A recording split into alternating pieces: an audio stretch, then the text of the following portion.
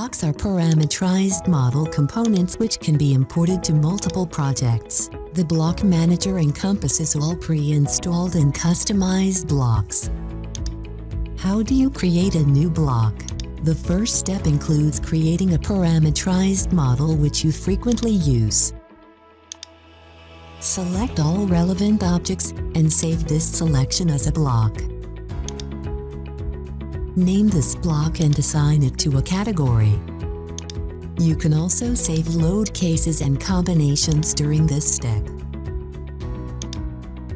For this example, we insert a set of stairs into a steel structure.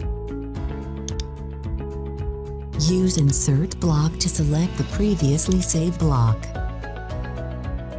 After selecting the block, the input dialog box opens to define the materials, cross-sections and parameters which were available in the initial stair model.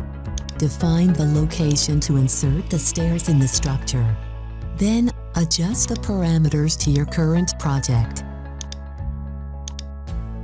The preview window allows you to view your input before finalizing. If you are inserting user-defined blocks, you can also import loads and combinations into your model. You can set specific import settings in the Detail Settings dialog box. Also define which loads should be imported to the model.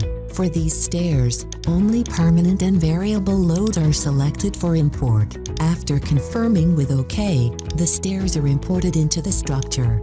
If you have selected the option Create Named Partial View in the Detail Settings, you can easily identify the blocks in the model after import.